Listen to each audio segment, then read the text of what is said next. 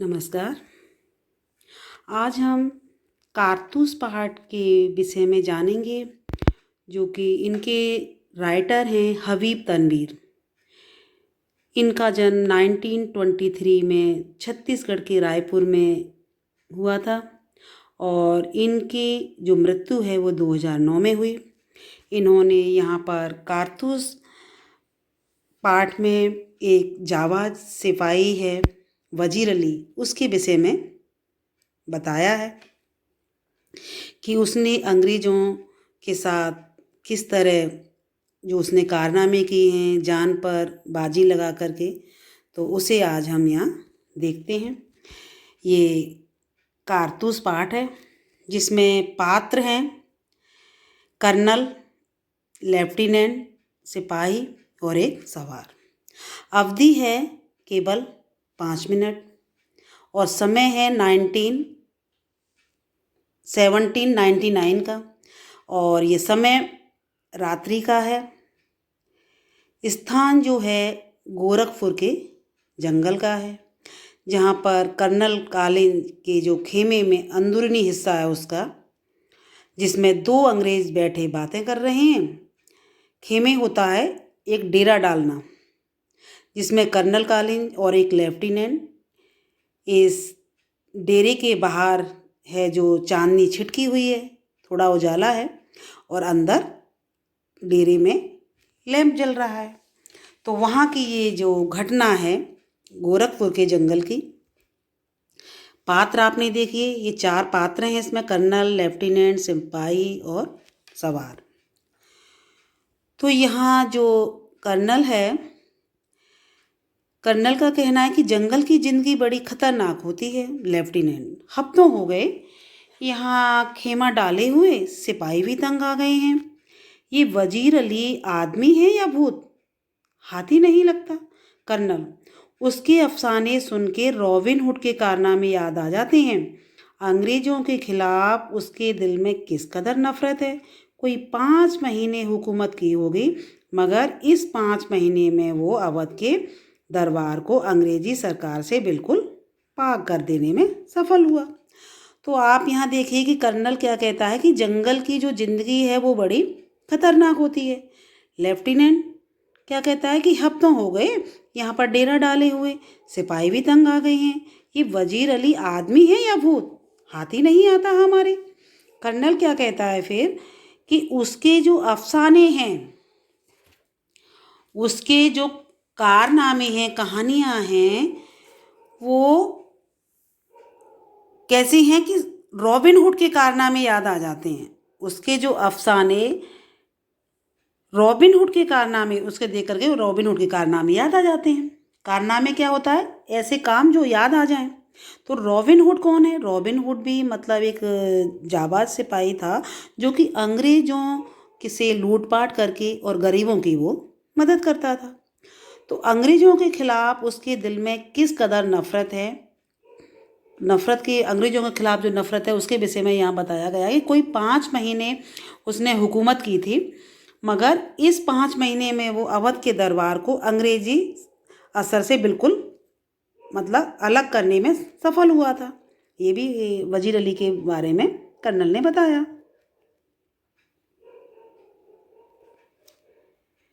अब यहाँ lieutenant colonel कालीन, ये सादत अली कौन है? कर्नल आसिफ उद्दौला का भाई है, वजीर अली का और उसका दुश्मन। असल में नवाब आसिफ उद्दौला के यहाँ लड़के की कोई उम्मीद नहीं थी। वजीर अली की पैदाइश को सादत अली ने अपनी मौत ख्याल किया। लेफ्टिनेंट, मगर सादत अली को अवध के तख्ते पर बिठाने में क्या मसलहत थी? कर्नल, सादत अली हमारा दोस्त है और बहुत ऐश पसंद आदमी है, इसलिए हमें अपनी आधी मुमलिकत जायदाद दौलत दे दी और 10 लाख रुपए नगद। अब वो भी मज़े करता है और हम भी। तो यहाँ देखिए कि लेफ्टिनेंट क्या कहता है कि कर्नल कालीन से कि सादत अली कौन है। वो सादत अली के विषय में पूछता है कर्नल से। कर्नल क्या कहता है कि आसिफ उद्दौला का भाई है, आसिफ उद्दौला का भाई है सादत अली, और वजीर अली का और उसका दुश्मन। तो वजीर अली आसिफ उद्दौला का बेटा है। असल में नवाब आसिफ उद्दौला के यहाँ लड़के की कोई उम्मीद नहीं थी, मतलब इनके कोई बेटा नहीं था।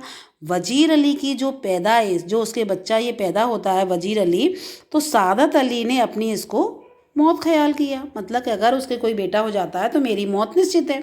उसे डर लगा हुआ था सादत अली को।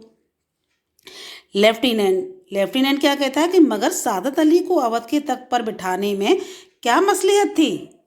मसलियत मतलब होता है रहस्य, कि इसमें क्या रहस्य है कि आपने अवध के तख्त पर सादत अली को ही क्यों बिठाया। तो कर्नल कहता है कि सादत अली हमारा दोस्त है और बहुत ही ऐश पसंद आदमी है।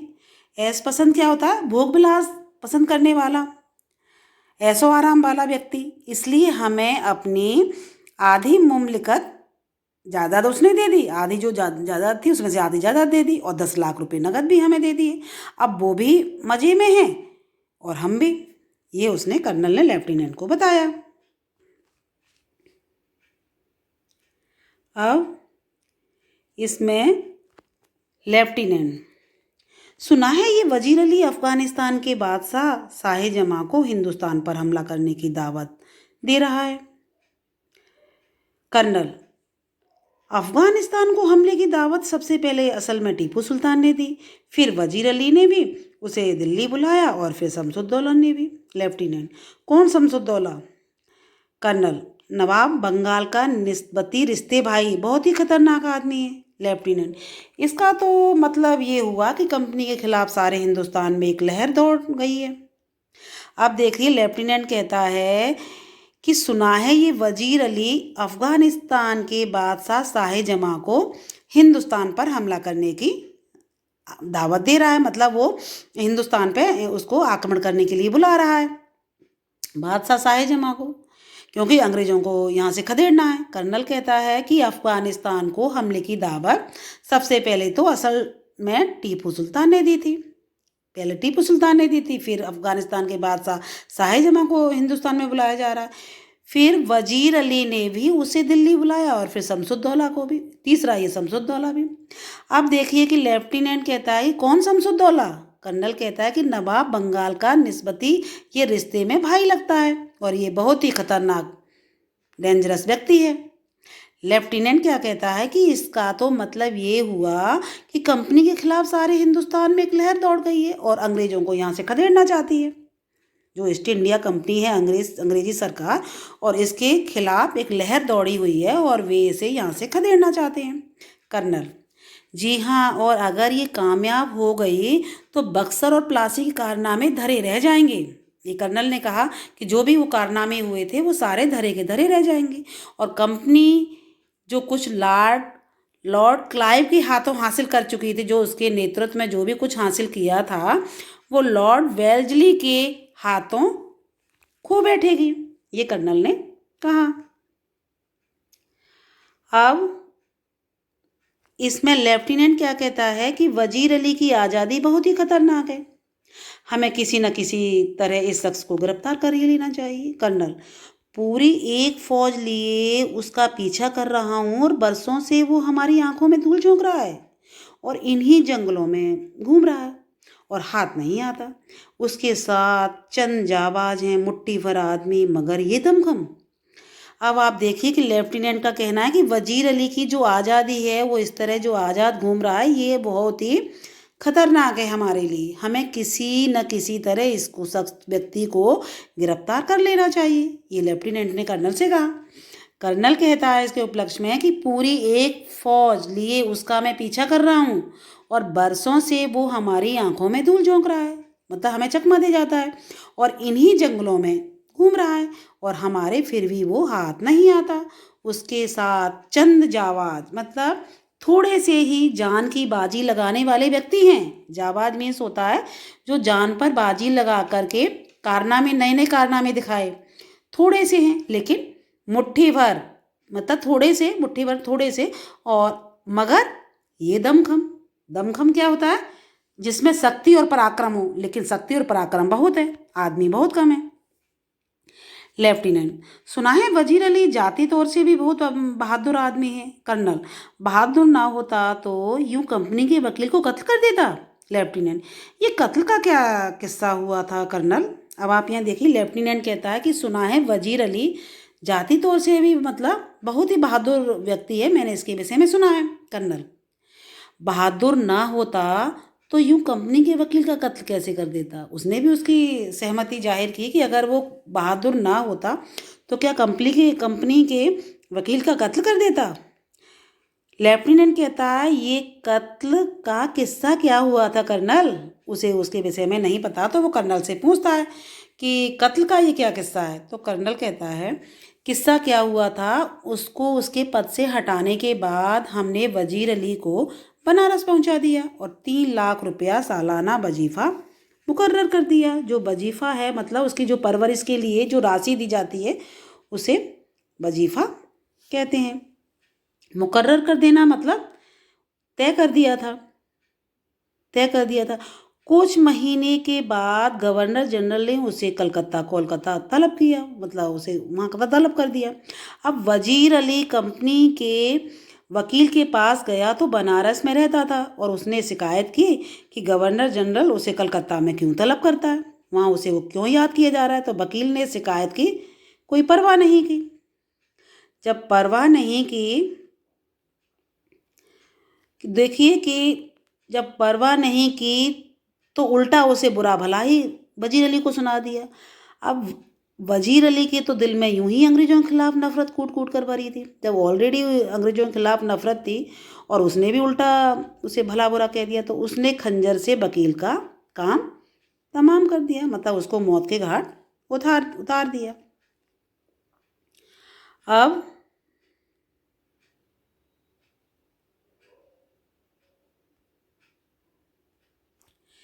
लेफ्टिनेंट और भाग गया। कर्नल अपने जानिसारों समेत आजमगढ़ की तरफ भाग गया। आजमगढ़ के हुक्मरान ने उन लोगों को अपनी हिफाजत में घाघरा तक पहुंचा दिया। अब ये कारवां इन जंगलों में कई साल से भटक रहा है। लेफ्टिनेंट कहता है कि और भाग गया क्या, मतलब उसने पूछा और भाग गया। कर्नल, अपने जानिसारों समेत, मतलब जो भी उनके जानकार थे उनके साथ वो आजमगढ़ की तरफ भाग गया। वजीर अली और आजमगढ़ के जो हुक्मरान थे, हुक्मरान मीन शासक, हुक्मरान होते हैं शासक, ने उन लोगों को अपनी हिफाजत में घाघरा तक उन्होंने पहुंचा दिया। अब ये कारवां उन जंगलों में कई साल से भटक रहे हैं। जो भी उसका जो चंद जाबाज हैं वो उन जंगलों में भटक रहे हैं। अब लेफ्टिनेंट, मगर वजीर अली की स्कीम क्या है? मतलब कर्नल, स्कीम ये है कि किसी तरह नेपाल पहुंच जाएं, अफगानी हमले का इंतजार करें और ताकत बढ़ाएं। सादत अली को उसके पद से हटाकर खुद अवध पर कब्जा करें और अंग्रेजों को हिंदुस्तान से निकाल दें। लेफ्टिनेंट, नेपाल पहुंचना तो कोई ऐसा मुश्किल नहीं, मुमकिन है कि पहुंच गया हो। कर्नल, हमारी फौजें और नवाब सादत अली खां के सिपाही बड़ी सख्ती से उसका पीछा कर रहे हैं। हमें अच्छी तरह मालूम है कि वो इन्हीं जंगलों में है। एक सिपाही तेजी से दाखिल होता है। तो अब आप यहाँ देखिए कि लेफ्टिनेंट क्या कहता है कि मगर वजीर अली की जो प्लानिंग है वो क्या है, स्कीम क्या है? कर्नल, स्कीम ये है, उसकी प्लानिंग ये है कि किसी तरह वो नेपाल पहुंच जाए। कर्नल ने कहा अफगानी हमले का इंतजार करे और अपनी ताकत को बढ़ाए, सादत अली को उसके पद से हटाकर खुद अवध पर कब्जा करे और अंग्रेजों को हिंदुस्तान से बाहर निकाले। ये कर्नल ने लेफ्टिनेंट को बताया। लेफ्टिनेंट क्या कहता है कि नेपाल पहुंचना तो कोई ऐसा मुश्किल नहीं, मुमकिन है कि शायद पहुंच भी गया हो। लेकिन कर्नल क्या कहता है कि हमारी जो फौजें हैं और नवाब सादत अली खां के जो सिपाही बड़ी सख्ती से उसका पीछा कर रहे हैं, मतलब हम दोनों ही लगे हुए हैं, सादत अली के सिपाही हैं, हमारी फौजें हैं, वो उसका पीछा कर रहे हैं। हमें अच्छी तरह से पता है, वो उसकी बात को काटते हुए कहता है कि हमें अच्छी तरह से पता है कि वो इन्हीं जंगलों में है। एक सिपाही तेजी से उसी समय दाखिल होता है।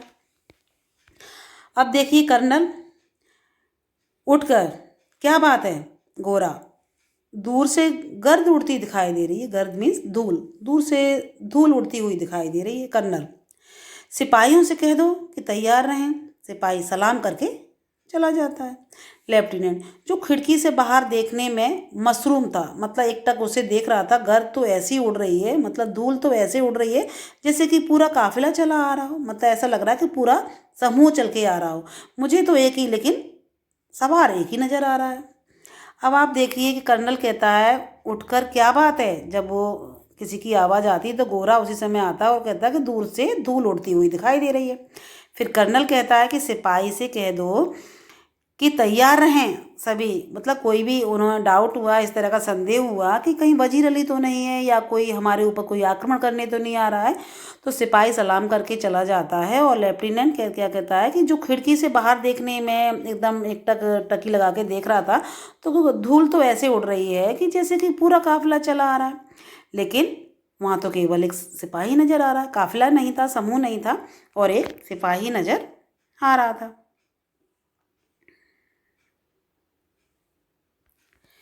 कर्नल कर्नल क्या कहता है कि खिड़की के पास जाकर, हाँ एक ही सवार है, सर पर दौड़ा घोड़ा दौड़ाए चला आ रहा है। लेफ्टिनेंट, और सीधा हमारी तरफ आता मालूम होता है, लेफ्टिनेंट ने कहा। कर्नल ताली बजाकर सिपाही को बुलाता है उसी समय। कर्नल सिपाही से, सिपाहियों से कहो इस सवार पर नजर रखे कि ये किस तरफ जा रहा है। सिपाही सलाम करके फिर से चला जाता है। लेफ्टिनेंट, सुब्बे की तो कोई गुंजाइश ही नहीं। सुब्बे मीन्स मतलब इसमें कोई भी संदेह नहीं है। सुब्बे मीन्स होता है संदेह, कि इसमें संदेह की तो कोई गुंजाइश ही नहीं, तेजी से इसी तरफ आ रहा है। ये लेफ्टिनेंट ने कहा। टापों की आवाज़ बहुत करीब आकर के रुक जाती। टापों की मतलब जो टप टप करके जो घोड़ा को दौड़ाते हैं तो उसकी आवाज़ आ रही थी। अब सवार, बाहर से मुझे कर्नल से मिलना है। बाहर से सवार कहता है कि मुझे कर्नल से मिलना है। अब गोरा कहता है चिल्लाकर, बहुत खूब। सवार बाहर से, सी सी बोलता है, सी मतलब इस तरह घोड़े को वो रोकता है, और गोरा अंदर आकर हुजूर कर्नल से बोलता है कि हुजूर सवार आपसे मिलना चाहता है। उसने अपने मालिक से कहा कि सवार आपसे मिलना चाहता है, कर्नल भेज दो। कर्नल ने कहा कि उसे मेरे पास भेज दो। लेफ्टिनेंट, वजीर अली का कोई आदमी होगा और हमसे मिलकर उसे गिरफ्तार करवाना चाहता होगा। तो लेफ्टिनेंट ने भी अपने जो जो मन की बात थी वो कहा कि वजीर अली का कोई आदमी हो सकता है और शायद वो उसे हमसे मिलकर के गिरफ्तार करवाना चाहता होगा।